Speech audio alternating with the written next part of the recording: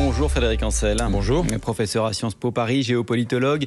Israël a annoncé hier la mort de 4 otages retenus par le Hamas dans la bande de Gaza au moment où ce plan de cessez-le-feu est en train d'être négocié. Les positions des uns et des autres sont difficiles à lire. On a donc besoin de vos lumières. Hier, Israël a jugé cette feuille de route incomplète. Pourtant, ce plan, c'est l'État hébreu qui en est à l'origine, selon les États-Unis. Que faut-il comprendre ? Alors, il faut comprendre que c'est difficilement compréhensible. Je vais vous dire quelque chose d'assez stupéfiant, c'est que ce plan, il a été présenté par M. Biden il y a quelques jours déjà, comme étant l'émanation d'Israël. Israël n'a absolument pas acquiescé à cela par la voix de Netanyahou. Et puis, depuis, le monde entier considère que c'est le plan Biden. Et Biden ne dément pas. Alors moi, j'en tire la conclusion suivante. M. Biden, qui est en pleine campagne électorale, a besoin d'apparaître comme un bon baromètre de deux choses l'une. Soit ce plan finalement ne marche pas, ça aura été celui d'Israël, et ce sera sans doute de la faute du Hamas, parce qu'en réalité le Hamas accepte sans accepter tout en acceptant, comme d'habitude. Soit ça fonctionne et ça crée une vraie dynamique, et là, M. Biden pourra, vis-à-vis de son opinion, dire « Écoutez, regardez, ce que je fais, c'est efficace ». Alors c'est un jeu à plusieurs bandes. Est-ce qu'il faut comprendre qu'en fait c'est d'abord de la politique intérieure aux États-Unis ? C'est en tout cas aussi de la politique intérieure, et j'ajoute qu'il y a une très grande concomitance entre l'indication de ce plan et la multicondamnation de M. Trump à quelques heures près. Donc je pense que M. Biden... Vous faites un lien ? Ah oui, complètement, parce que Biden est certes très intéressé par la paix au Proche-Orient, c'est incontestable, c'est un homme de bonne foi, et par ailleurs, c'est un vieux renard de la géopolitique, il en fait depuis des décennies. Mais enfin, pour l'instant, sa principale préoccupation, c'est quand même de remporter les élections. Et quel est l'enjeu pour Israël ? Parce que très vite après l'annonce de ce plan, Benjamin Netanyahou a dit qu'il maintenait l'objectif de détruire les capacités militaires du Hamas. C'est paradoxal. Est-ce qu'on peut signer une trêve et en même temps vouloir éliminer son adversaire ? Alors, ce sont deux injonctions contradictoires que poursuivent malgré tout Israël, c'est-à-dire qu'une grande partie de l'opinion publique, y compris la gauche, veut impérativement détruire les capacités militaires du Hamas et empêcher le Hamas de rester au pouvoir dans le jour d'après. Mais ça ne concerne pas que Netanyahou, c'est vraiment l'ensemble de l'opinion, encore terriblement marquée par le pogrom du 7 octobre. Et en même temps, effectivement, il y a la volonté de récupérer les otages, alors ceux qui restent, parce qu'on apprend jour après jour que le Hamas, manifestement, en a assassiné un certain nombre, mais en tout cas, les les otages qui restent, les dépouilles des assassinés ou des morts, et ça, les Israéliens veulent les deux. Or, les deux concomitamment, c'est pas possible pour une raison simple. Le Hamas est composé de fanatiques, mais pas d'imbéciles, et le Hamas sait très bien que si il libère l'intégralité des otages qui restent en vie et des dépouilles d'otages morts, sans obtenir une cessation définitive des hostilités, il finira par se faire vaincre militairement par Israël. Ça veut dire qu'à ce stade, personne n'a réellement intérêt à ce plan de paix ? D'abord, je ne parlerai pas de plan de paix. Il s'agit plus vraisemblablement d'une trêve ou d'une pause à caractère humanitaire. Un plan de cessez-le-feu. Alors voilà, oui, mais de cessez-le-feu provisoire, mais de nature humanitaire. Je rappelle toujours, je dis en deux mots, qu'il y a deux dimensions dans les guerres. Il y a la dimension humanitaire, qui est une dimension très moderne en réalité, très 20e et début 21e siècle. Et là, on peut parler de pause ou de trêve. D'ailleurs, ça avait déjà marché en novembre dernier. C'est la seule fois d'ailleurs, et c'est la seule fois. Depuis le 7 octobre. Exactement, il n'y a pas eu d'autre. Mais j'insiste toujours pour rappeler que malheureusement, là, dans les guerres, et ça c'est sempiternel, la dimension primordiale, c'est la dimension politique, c'est-à-dire le militaire, au sens le plus dur du terme. Et donc, le cessez-le-feu signifierait une cessation définitive des hostilités. Or, aujourd'hui, je n'y crois absolument pas. Et c'est un plan en 3 étapes. Et il y a aussi des pressions sur le plan intérieur en Israël. Benjamin Netanyahou qui est confronté à ses ministres d'extrême droite qui menacent de démissionner si jamais cet accord était conclu. Est-ce que cela pèse vraiment dans la balance pour le Premier ministre israélien ? Moi, je pense que ça pèse d'autant plus que s'il perd le pouvoir, il perd vraisemblablement la liberté. Puisqu'il est soumis à trois enquêtes judiciaires de nature criminelle, donc c'est extrêmement grave. Et de ce point de vue-là, il est tout à fait vraisemblable que ça soit l'une des variables de ses prises de décision. J'ajoute que au moins 2 des ministres extrémistes qui composent l'aile droite de son gouvernement, Smotrich et Ben Gvir, sont tellement fanatiques qu'ils sont, à mon avis, certains de préférer faire chuter la coalition et donc de scier la branche sur laquelle ils sont eux-mêmes assis si Netanyahou faisait des des concessions. Donc dire que c'est la survie de Netanyahou ou un accord, c'est pas réducteur. Il y a cette dimension qui rentre en jeu pour le Premier ministre. Dans tous les cas de figure, est-ce que c'est sa variable principale de prise de décision? Je le crois, j'en suis pas sûr, c'est difficile à dire, mais en tout cas c'est une variable importante. Et la pression de la rue, des dizaines de milliers d'Israéliens qui manifestent, ça ne fait pas bouger les lignes. La pression de l'opposition aussi, Yair Lapid, le chef de l'opposition, qui incite Netanyahou à signer cet accord, qui dit je t'aiderai si jamais tu perds tes ministres d'extrême droite. Alors ça ne peut pas ne pas jouer, mais en même temps, Israël n'est pas une république bananière, c'est une démocratie. Il y a 2 ans et demi, le Likoud, nationaliste de Netanyahou, l'a emporté à la loyale, et aujourd'hui, la coalition est forte de 64 députés sur 120. Donc vous faites le calcul, tant qu'il n'y a pas 5 députés de l'actuelle coalition qui la quittent, cette coalition, Netanyahou est en droit, au sens le plus institutionnel du terme, de rester.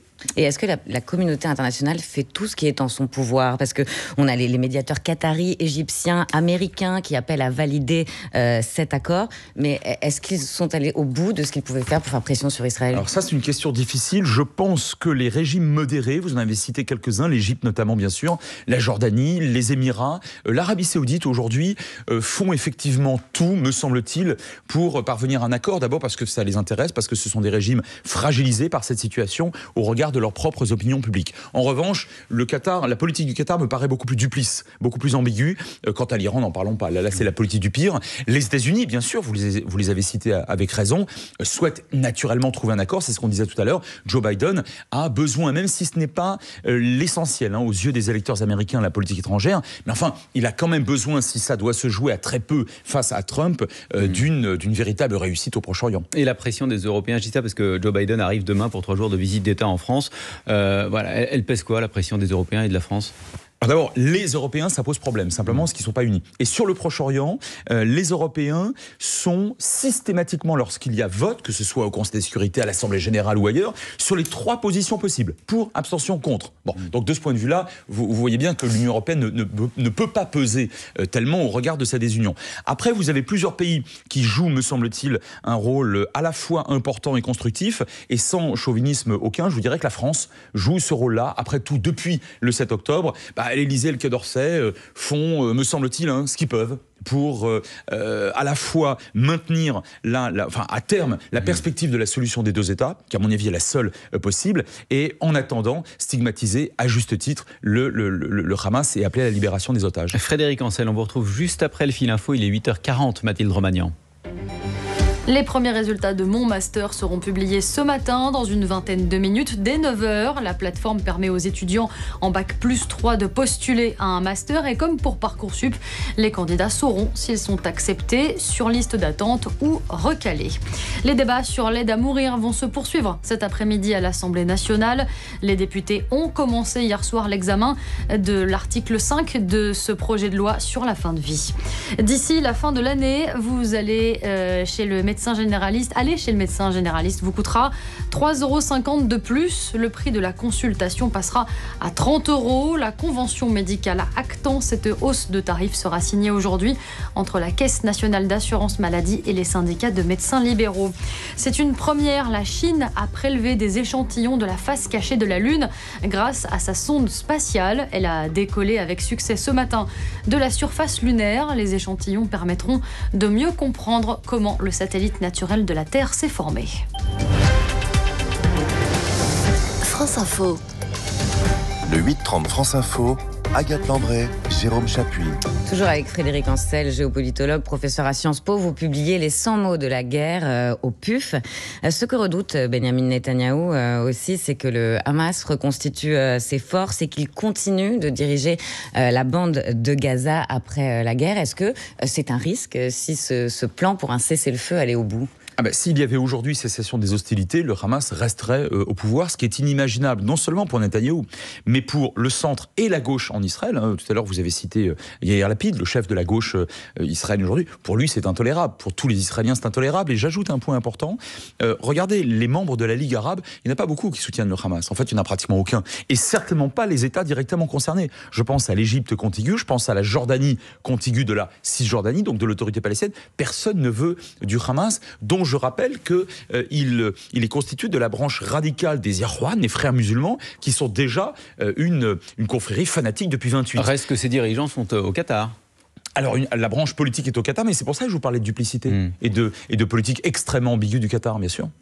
Le Hamas qui, selon Joe Biden, n'est plus en mesure de commettre un autre 7 octobre. Est-ce que c'est vrai? Est-ce que le Hamas est considérablement affaibli? Oui, il est considérablement affaibli et il le sera davantage encore depuis la conquête par Israël de l'axe Philadelphie. Vous savez, c'est cette fameuse frontière de 14 km entre la bande de Gaza et l'Égypte, sous laquelle et par laquelle s'approvisionne depuis des années le Hamas en matériel et notamment en matériel militaire.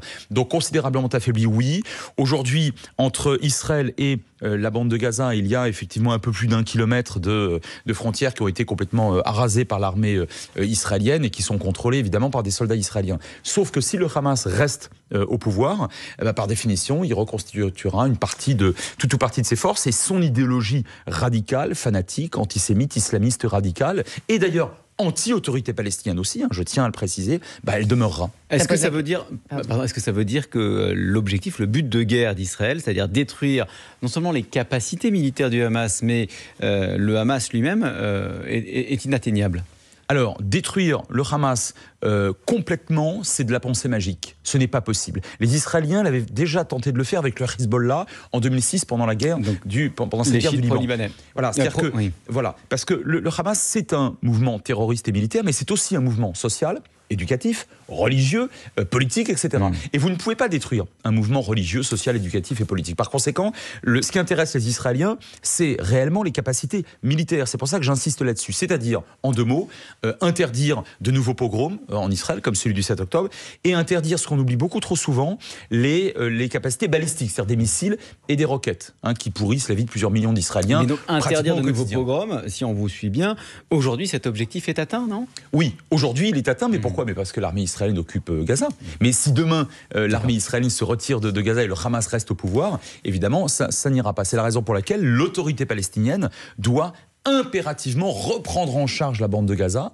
L'autorité palestinienne doit être chassée par le Hamas en 2007. Frédéric Ancel, comment l'autorité palestinienne peut retrouver du pouvoir et de l'influence si la communauté internationale ne reconnaît pas un État palestinien? Est-ce que la France ne devrait pas commencer par ça et faire comme d'autres pays européens qui, eux, ont reconnu cet État palestinien? Alors, la France y est favorable. Au Conseil de sécurité, il y a quelques semaines, elle a voté pour. Alors, les États-Unis ont mis leur veto, mais elle a voté pour cette dynamique. C'est-à-dire qu'en fait... Pour une dynamique, mais elle ne le fait pas. Emmanuel Macron dit qu'il ne faut pas réagir sous le coup de l'émotion. Il pose beaucoup de conditions, des réformes de l'autorité palestinienne, des conditions de sécurité avec les pays arabes. Donc, pour l'instant, on en est loin. Et ça fait des années, d'ailleurs, que la France ne le fait pas.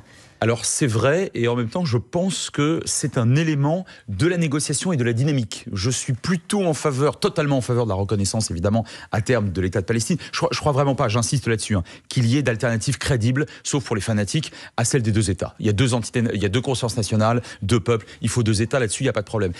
Après, à quel moment reconnaître l'État de Palestine? À mon avis, lorsque, justement, l'autorité palestinienne, soutenue par les puissances arabes modérées que j'ai évoquées tout à l'heure, soutenue, bien évidemment, par les États-Unis, par l'Europe, le Japon, d'autres États, sera en mesure et aura la volonté de récupérer la bande de Gaza. Mais est-ce qu'il y a le début du commencement d'une initiative pour rendre possible la légitimité de l'autorité palestinienne aujourd'hui? Pour l'instant, non, parce que le gouvernement israélien n'y est pas favorable. Mais en cela, il est dans la pensée magique totale. Et c'est pour ça que ce gouvernement israélien, qui, je le rappelle, est en sursis aux yeux de l'opinion publique, qui l'incrimine très gravement et très durement depuis le 7 octobre pour son impéritie et son inconséquence ayant mené à la catastrophe du 7 octobre, ce gouvernement, il est en sursis.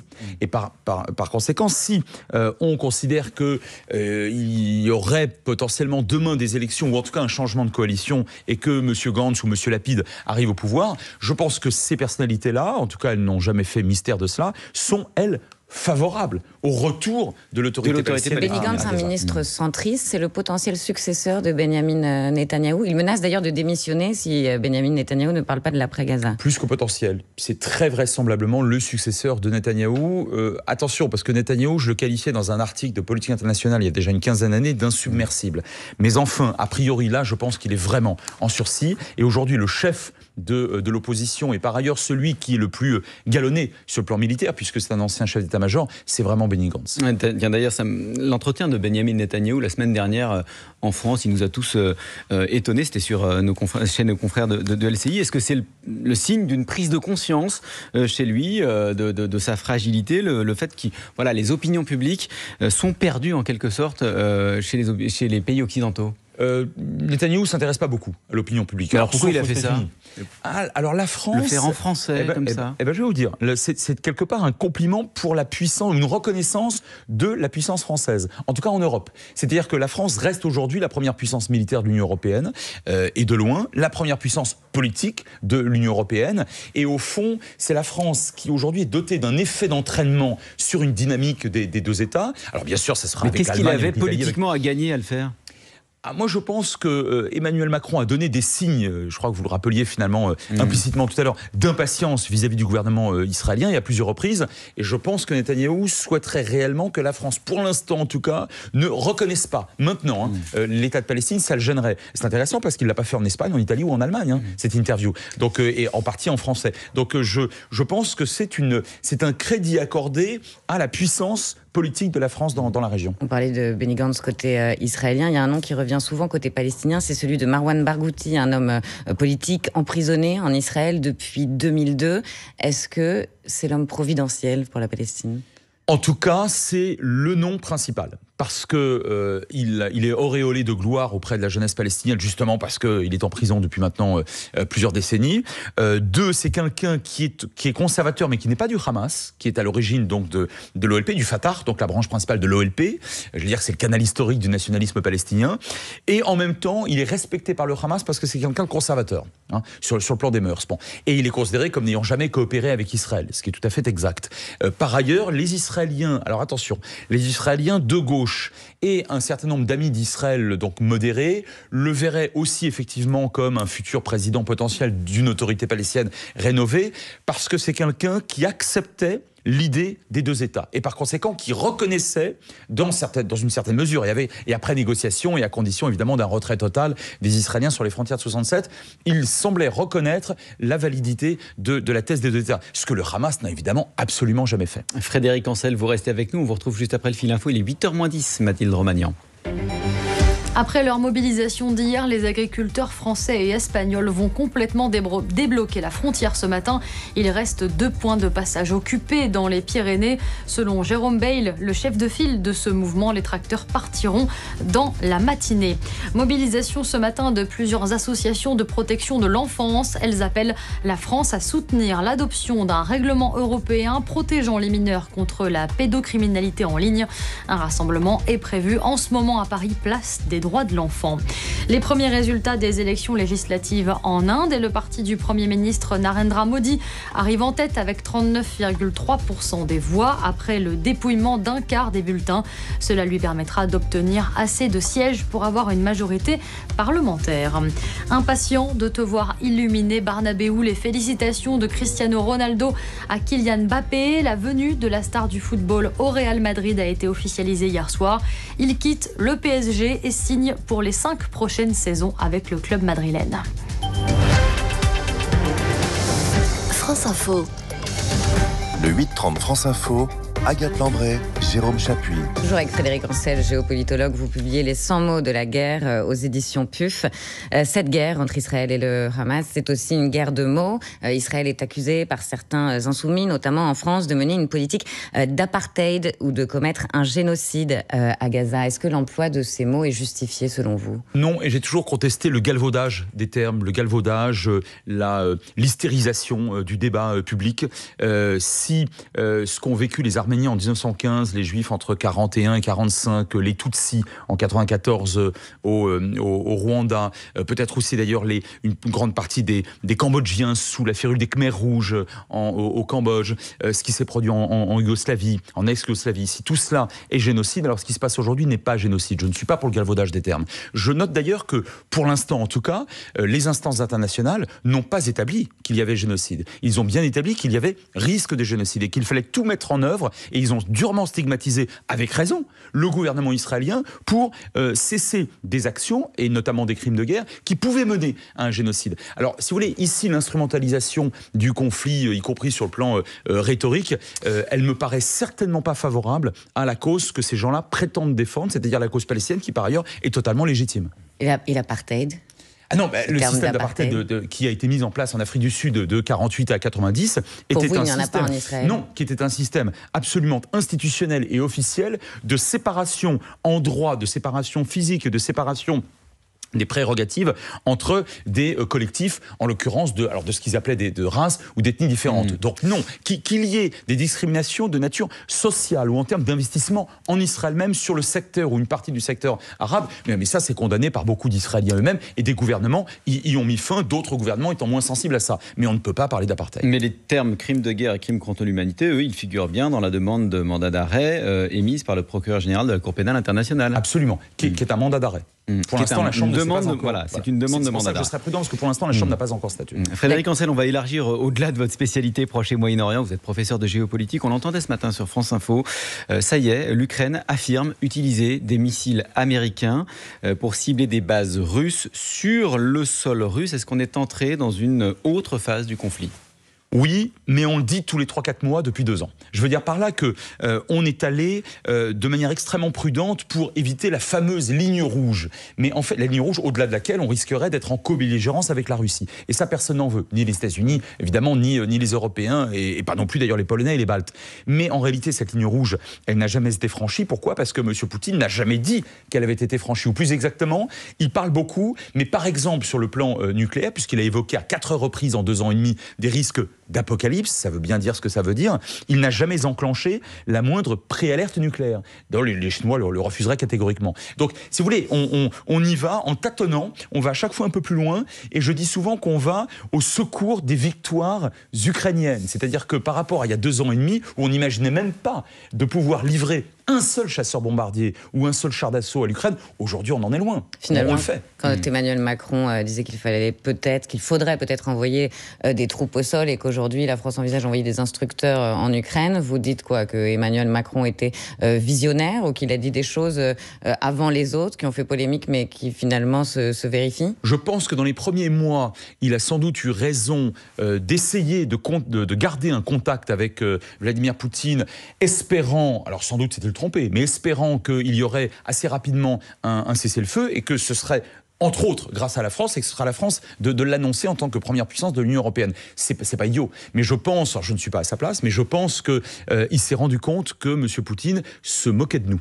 Et je pense que M. Poutine a décidé de renverser la table des relations internationales et d'aller jusqu'au bout. C'est la raison pour laquelle, du moins c'est mon hypothèse, il y a eu prise de conscience aujourd'hui de la France et de quelques autres pays dans le fait qu'il fallait aller effectivement plus loin dans notre soutien à l'Ukraine. Et c'est pas sans risque, il y a la guerre informationnelle qui bat son plein aussi, l'affaire des faux cercueils de la Tour Eiffel. Et ce matin, Microsoft qui affirme que la Russie accélère sa campagne de désinformation en vue des Jeux Olympiques. Donc l'idée, notamment au moyen de vidéos trompeuses, c'est d'inciter les gens à ne pas venir à Paris. C'est fréquent ou là c'est vraiment lié au contexte, c'est plus intense, et quelles peuvent être les conséquences surtout de cette guerre informationnelle ? Dans la guerre, c'est fréquent, c'est ce qu'on appelle donc le caractère hybride de la guerre. Sauf que lorsque vous faites ça, vous êtes vraiment en guerre contre l'autre. Et ça, c'est un véritable problème. Il y a un instant, je vous disais que M. Poutine renversait la table des relations internationales. Aujourd'hui, il se perçoit comme en guerre directe avec des pays comme la France. Alors évidemment, il va pas propulser des missiles chez nous, simplement parce qu'on dispose de toute façon d'une force de frappe nucléaire tout à fait sérieuse. Mais regardez à quel point, ce que vous avez dit est juste, mais regardez à quel point sur le plan très militaire, très violent, au Sahel, la Russie a tenté, et malheureusement avec un certain succès jusqu'à présent, de chasser la France d'un certain nombre de zones dans lesquelles elle avait des amis et des alliances. Mais ça c'est une chose, mais déposer des cercueils au pied de la Tour Eiffel, si tant est que ce soit réellement les Russes, c'est la piste russe qui est privilégiée, mais si tant est que ce soit le cas, est-ce que c'est vraiment un acte de guerre ? Sans compter les mains rouges sur le mémorial de la Shoah à Paris. C'est ce qu'on appelle, alors c'est le moins violent de tous les éléments des guerres hybrides. Et en l'occurrence, alors évidemment c'est pas une guerre au sens militaire du terme, et je vous disais que je n'aimais pas le galvaudage, donc effectivement on peut utiliser un autre terme, peut-être une conflictualité. Mais ce qui est sûr, c'est que ça ne coûte rien ou pratiquement rien à Poutine, que ça nous fait peur, en tout cas ça fait peur à une partie de l'opinion, et ça incite un certain nombre de politiques, et notamment, comme toujours à l'extrême droite et à l'extrême gauche, à temporiser dans le cadre d'une politique que je n'hésite pas à qualifier de munichoise vis-à-vis de M. Poutine. Et de ce point de vue-là, on a quand même effectivement, en tout cas, une politique extrêmement hostile aujourd'hui de la part de Moscou vis-à-vis de la France. Et est-ce que ça peut être des tirs de sommation avant potentiellement plus grave? Est-ce que Vladimir Poutine pourrait aller plus loin dans cette guerre, pas seulement via Internet ou l'information, mais aussi via des actes terroristes ou des attaques Des actes terroristes, malheureusement, pourquoi pas?